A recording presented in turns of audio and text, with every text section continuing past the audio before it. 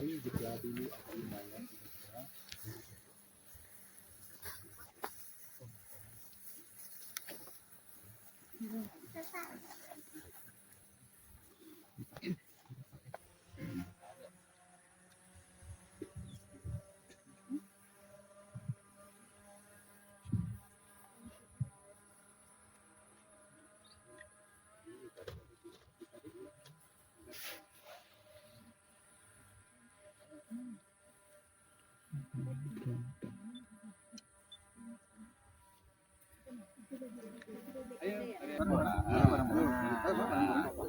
Ini kayak tarik tambang ini. Siap. Ini kebersamaan ya. Komando siapa komando? Ini apa? Squid Game. Ini yang paling ujung.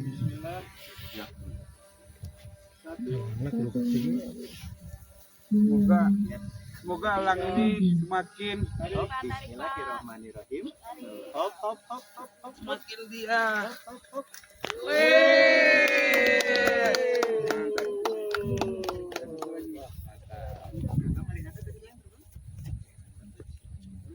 Ini pengen terbang ya. Oh iya. Persiapan yang kedua, tadi silakan media untuk bersiap.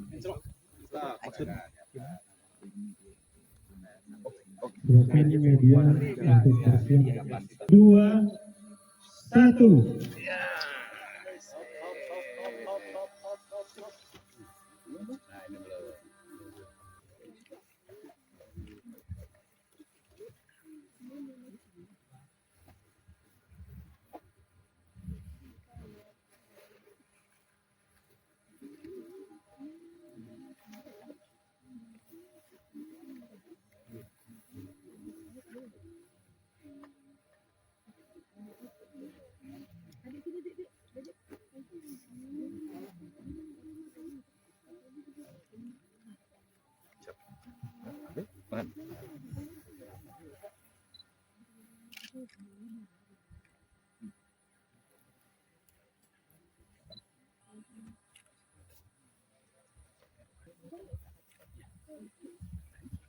Siap.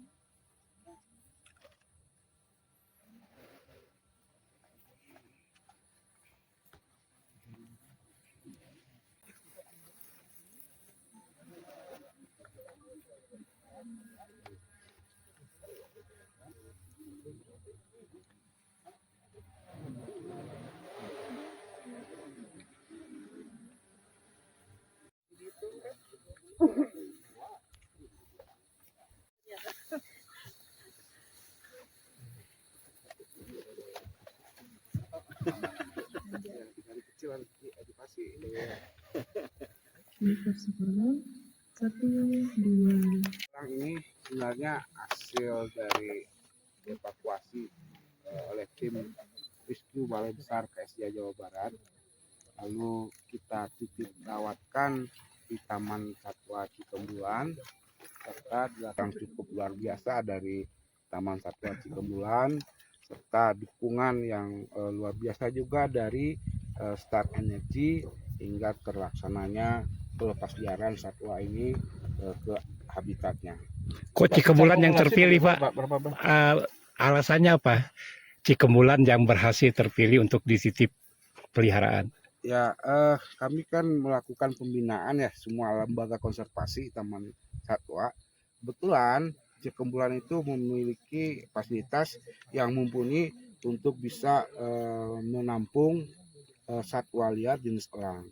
Lalu tersedianya sumber daya manusia termasuk medis veteriner atau dokter hewan yang punya pengalaman untuk merawat satwa elang ini. Sehingga kita menunjuk Taman Satwa Cikembulan untuk dijadikan tempat untuk penitipan rawat satwa ini. Selanjutnya melakukan rehabilitasi. Wah, kami berharap begitu karena Taman Satwa Cikembulan ini kita sudah yang pertama itu kita melepasliarkan macan ya, macan tutul. Nah, itu luar biasa sekali. Lalu mungkin karena pengalaman sebelumnya lalu Star Energy menggandeng nih Taman Satwa Cikambulan untuk bisa menyatukan programnya. Karena kan Star Energy itu wilayah kerjanya itu ada di dalam kawasan hutan, khususnya berdampingan dengan area kawasan konservasi. Lalu ada satwa liar yang ada di dalamnya. Mereka merasa ikut secara beban moral untuk ikut program dari Kementerian Kehutanan, dalam hal ini Direktorat Jenderal KSDAE. Selanjutnya Pak, kerjasama antara LK umum seperti Taman Satwa Cikambulan dengan private sector seperti Star Energy ini, formatnya udah ada Pak dari Balai? Nah, kita nggak punya format seperti itu. Silakan dari LK umum atau LK khusus, bila mana ada yang mau bekerja sama terkait dengan dukungan, baik itu support untuk manajemennya ataupun pembiayaannya, silakan. Tapi secara kewenangan untuk satwa itu tetap berada di Kementerian Kehutanan, dalam hal ini Direktorat Jenderal KSDA. Artinya Kementerian Kehutanan, Dirjen KSDA memberi ruang banyak kepada LK dan private sector untuk melakukan kerjasama untuk program rilis atau rehab gitu. Ya, itu kita memberikan kebebasan kepada pengelola LK.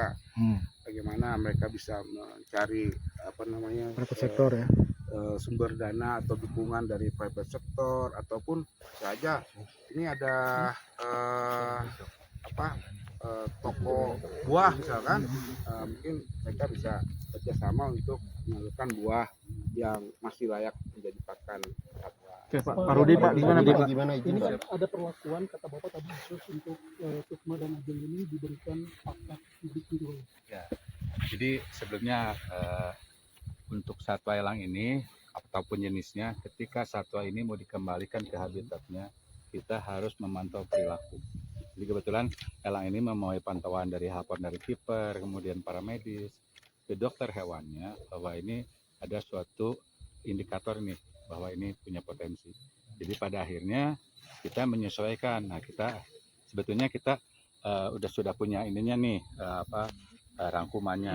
Tapi kita karena memang kita harus ada ini, kita sebagai mitra BKSDA, makanya inilah poinnya ini, ketika kita tahu elang ini berpotensi, ini luar biasa. Gitu.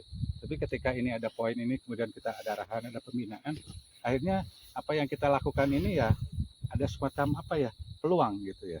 Nah, ketika kita kasih pakan yang hidup, itu supaya memorinya itu nanti di alam itu kan dia memangsa juga pakan yang hidup.